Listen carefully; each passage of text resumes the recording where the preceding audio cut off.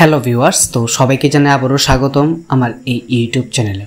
তো ভিউয়ার্স, আগামীকাল 22শে জুন, ঠিক আছে, তো 22 তারিখ বিকাল 3টা তোমাদের ডিগ্রি কলেজের প্রথম মেরিট লিস্ট প্রকাশিত হতে যাচ্ছে। তো সেই মেরিট লিস্ট নিয়ে আমি আজকে সকালে একটি ভিডিও দিয়েছিলাম, তারপরে তোমরা সেই ভিডিওতে অনেকে কমেন্ট অনেক কিছু জানিয়েছো। তো সেই বিষয়গুলি নিয়ে আমি আজকে একটু বিস্তারিত আলোচনা করছি এই ভিডিওতে। তোমরা যারা আমার চ্যানেল নতুন আছো অবশ্যই আমার চ্যানেলটিকে সাবস্ক্রাইব করে রাখো। তো আগামীকাল বিকাল 3টার সময় তোমাদের ডিগ্রি কলেজের প্রথম মেরিট লিস্ট প্রকাশিত হবে, ঠিক আছে। তো মেরিট লিস্ট প্রকাশিত হওয়ার সাথে সাথে কিন্তু আমি তোমাদেরকে আপডেটটা দিয়ে দেবো, ঠিক আছে। তো তোমরা অনেকেই ভিডিওর মধ্যে কমেন্ট করছো যে দাদা আমাদের পার্সেন্টেজ 45%, আমরা কি বিবিএনসিতে অ্যাডমিশন হতে পারবো কি না। আমাদের পার্সেন্টেজ 50%, ঠিক আছে, আমাদের 50% মার্কস আছে, আমরা কি রাম ঠাকুর কলেজে অ্যাডমিশন হতে পারবো কি না। এবং আরেকটা বিষয় হচ্ছে যে প্রথম যে মেরিট লিস্টে বেরোবে, অর্থাৎ আগামীকাল মেরিট লিস্টে মোট কতজন তোমরা সিলেক্ট হতে পারবে বা কতজন অ্যাডমিশন হতে পারবে কলেজ ওয়াইজ, এই বিষয়টা তোমরা অনেকে কমেন্টে জানিয়েছো। তো এই বিষয়গুলি নিয়ে আমি আজকে একটু বিস্তারিত আলোচনা করছি। তো প্রথমত দেখো, ডিগ্রি কলেজগুলোর মধ্যে প্রত্যেকটি ডিগ্রি কলেজের মধ্যে অফিসিয়াল ওয়েবসাইটে কিন্তু তোমাদের মেরিট লিস্ট প্রকাশিত হয়ে যাবে। তো ধরো কোনো একটা স্টুডেন্ট রাম ঠাকুর কলেজ, বিবিএম কলেজ এবং এমবিবি কলেজে অ্যাপ্লাই করেছে, ঠিক আছে। যদি ওই কলেজে যে সাবজেক্টের জন্য অ্যাপ্লাই করেছে মেজর সাবজেক্ট, সেই সাবজেক্টে যদি 90% মার্কস থাকে বা 80% মার্কস থাকে, তাহলে কিন্তু 3টি কলেজেই নাম থাকবে, ঠিক আছে। অর্থাৎ 3টি কলেজে মেরিট লিস্টে নাম থাকবে। এখন ওই স্টুডেন্ট যদি একটা কলেজে ভর্তি হয়, যে সময়সীমা দিয়েছে, ঠিক আছে, সেই সময়সীমার মধ্যে যদি একটা কলেজে অ্যাডমিশন হয়ে যায়, তাহলে বাকি 2টি কলেজের মধ্যে যে 2টা সিট থাকবে সেই 2টা সিট কিন্তু ক্যান্সেল হয়ে যাবে, ঠিক আছে। এটার ব্যাপারটা এরকমও না যে 3টি কলেজের মধ্যে অ্যাপ্লাই করছে শুধুমাত্র একটি কলেজে সিলেক্ট হতে পারবে, এরকম কিন্তু কিছুই না। যারা এটা ভাবছো এটা তোমাদের ভুল ধারণা। 3টি কলেজের মধ্যে কিন্তু নাম আসতে পারে, কারণ নাম্বার যদি ভালো থাকে, নাম্বার যদি 80 to 85, 85 to 90, 90 to 95% মার্কস থাকে, তাহলে তো 3টি কলেজে যদি অ্যাপ্লাই করে 3টি কলেজের নাম থাকবে, 2টি কলেজের মধ্যে যদি অ্যাপ্লাই করে 2টি কলেজের নাম থাকবে, ঠিক আছে। তো দ্বিতীয় যে বিষয়টা, সেই বিষয়টা হচ্ছে কতজনের নাম থাকতে পারে প্রথম মেরিট লিস্টে। তো দেখো, সিট ওয়াইজ কতজন সিলেক্ট করবে এখনও কিন্তু নোটিফিকেশন দেয়নি, আমি আগের ভিডিওতে বলেছিলাম, ঠিক আছে। তো কালকে মেরিট লিস্ট প্রকাশিত হলেই বোঝা যাবে যে টোটাল কতজন কতজন স্টুডেন্ট অ্যাডমিশন হতে পেরেছে, ঠিক আছে। যতক্ষণ না পর্যন্ত মেরিট লিস্ট প্রকাশিত হচ্ছে ততক্ষণ তোমাদের কিছুই বলা যাচ্ছে না, ঠিক আছে। তো যাদের পার্সেন্টেজ 70 থেকে 90-র মধ্যে আছে বা 65 to 90, তাদের আশা করা যাচ্ছে আগামীকালকের মেরিট লিস্টে পেয়ে যাবে। কিন্তু যাদের মার্কস 50 বা 40, 45, তারা কী করবে? তো এখানে দেখো, আমাদের ত্রিপুরা রাজ্যের মধ্যে কাস্ট কিন্তু ভীষণভাবে ভেরিফাই করে, ঠিক আছে। তো কাস্ট যাদের এসসি বা এসটি আছে, তাদের কিন্তু 45, 50 বা 55, 60 এরকম হলে কিন্তু পেয়ে যাবে, ঠিক আছে। প্রথম মেরিট লিস্টে না হোক, দ্বিতীয় মেরিট লিস্টে পেয়ে যাবে, ঠিক আছে। তো এসসি এসটি এর জন্য কিন্তু একটু এপ্রিসিয়েশন আছে, ঠিক আছে। তো এই জিনিসটা আমি বলছি, অনেকেই কমেন্টে জানাচ্ছ যে দাদা আমি এসসি, আমার 70% মার্কস আছে, আমরা কি অ্যাডমিশন হতে পারবো কিনা প্রথম মেরিট লিস্টে প্রকাশিত হলে। তো অবশ্যই হতে পারবে, ঠিক আছে। কিন্তু যারা ওবিসি এবং জেনারেল, তাদের জন্য একটু জিনিসটা কমপ্লিকেটেড হয়ে যাবে, কারণ এসসি এসটির জন্য যেরকম সাবসিডি, ওবিসি এবং জেনারেলের ক্ষেত্রে কিন্তু সেরকম সাবসিডি নেই। এবং ওবিসি কিন্তু প্রায় জেনারেল কোটার মধ্যে এবং জেনারেল কিন্তু প্রায় ওবিসি কোটার মধ্যেই পড়ে, এরকমটাই কিছু, ঠিক আছে। তো মানে চুল পরিমাণ সেরকম কোনো ডিফারেন্সিয়েশন নেই কিন্তু ওবিসি এবং জেনারেলের মধ্যে, ঠিক আছে। যদিও জেনারেলের সাবসিডি একদমই নেই, খুবই কম, তারপর ওবিসিটা কিছুটা আছে, ঠিক আছে। তো যাদের মার্কস 60 to 65, ঠিক আছে, বা 60%-এর মধ্যে আছে, তাদের সেকেন্ড মেরিট লিস্টে আশা করা যাচ্ছে, ঠিক আছে।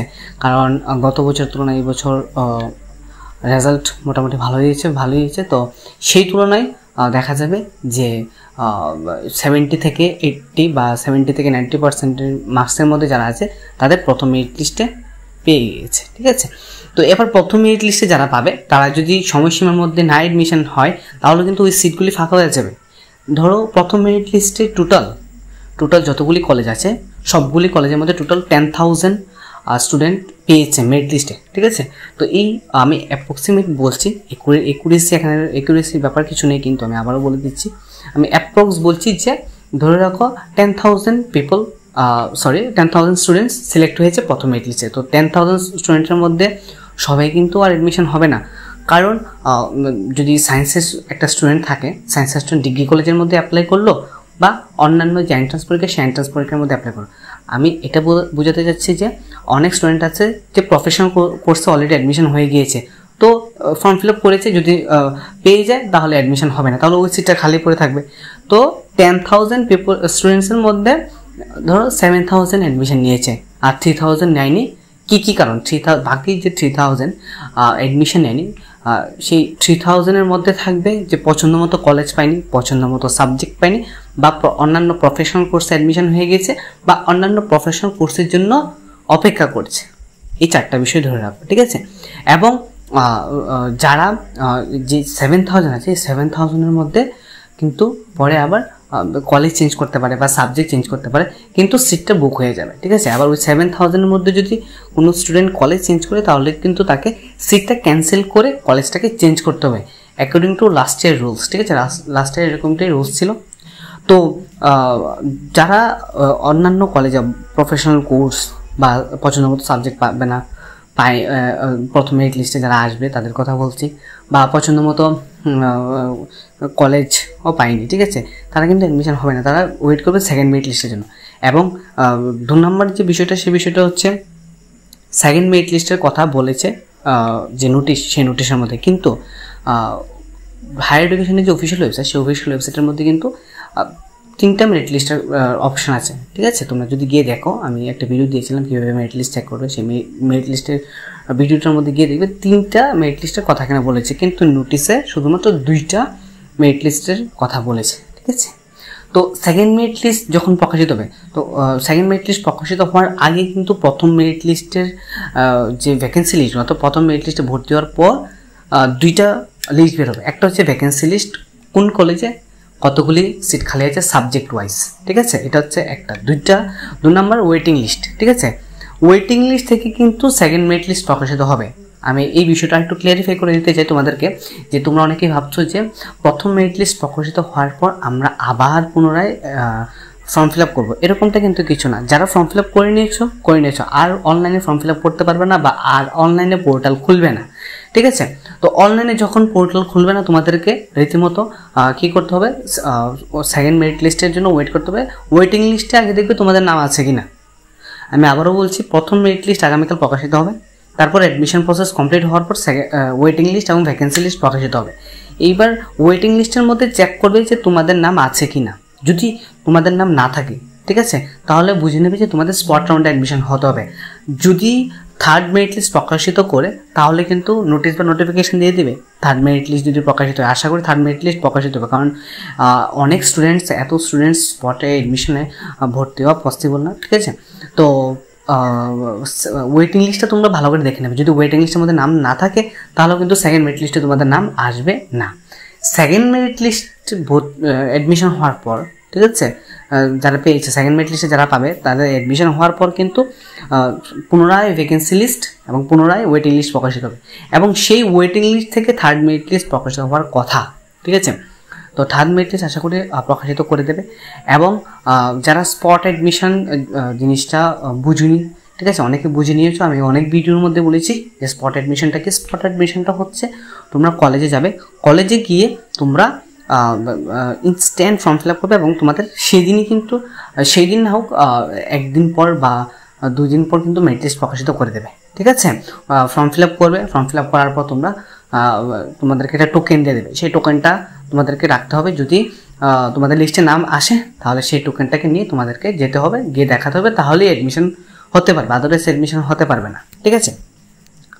তো যারা ভাবছো যে পুনরায় আমরা ফর্ম ফিল আপ করবো বা পুনরায় কিছু একটা করবো মেরিট লিস্ট আসার জন্য, যাদের নাম্বার কম আছে, কিন্তু তোমাদের উদ্দেশ্যে বলছি যে ওয়েবসাইট বা পোর্টাল এখন খুলবে না, ঠিক আছে? তোমরা যদি সেকেন্ড মেরিট লিস্টও না পাও তাহলে তোমাদেরকে স্পট অ্যাডমিশনে ভর্তি হতে হবে, ঠিক আছে? তো আগামীকাল যখন তোমাদের মেরিট লিস্ট প্রকাশিত হবে, প্রত্যেকটি কলেজের অফিসিয়াল ওয়েবসাইট থেকে তোমরা মেরিট লিস্টগুলি দেখে নেবে, ঠিক আছে? আমি তারপরও দেখিয়ে দেবো যে তোমরা কীভাবে প্রত্যেকটি কলেজের অফিসিয়াল ওয়েবসাইট থেকে তোমরা কীভাবে দেখতে পারবে, ঠিক আছে? যদি 3টার আগে মেরিট লিস্ট প্রকাশিত করে দেয়, 3টার আগে তো করবে না, 3টার সময় দিয়েছে, তাহলে 3টার সময় করবে। তো আমি তোমাদেরকে দেখিয়ে দেবো যে তোমরা কীভাবে ওয়েবসাইটের মাধ্যমে মেরিট লিস্টগুলি দেখতে পারবে, ঠিক আছে। তো আগামীকাল শুধুমাত্র মেরিট লিস্টে প্রকাশিত হবে, vacancy list, waiting list after first round অ্যাডমিশনের পর প্রকাশিত হবে বা পাবলিকেশন হবে, ঠিক আছে। তো হায়ার এডুকেশন অফিসিয়াল ওয়েবসাইটটা তোমরা একটু কাইন্ডলি ফলো করে রাখবে। যদি কোনো নতুন আপডেট আসে বা তোমরা আমার চ্যানেলটাকে সাবস্ক্রাইব করে রাখতে পারো, যদি নতুন কোনো আপডেট নিউজ বা নোটিফিকেশান আসে আমি তোমাদেরকে সাথে সাথে জানিয়ে দেবো। ভিডিওটি দেখার জন্য অসংখ্য ধন্যবাদ। তোমরা যারা আমার চ্যানেল নতুন আছো অবশ্যই আমার এই চ্যানেলটিকে সাবস্ক্রাইব করে পাশে বেল আইকনে ক্লিক করে দেবে। ধন্যবাদ।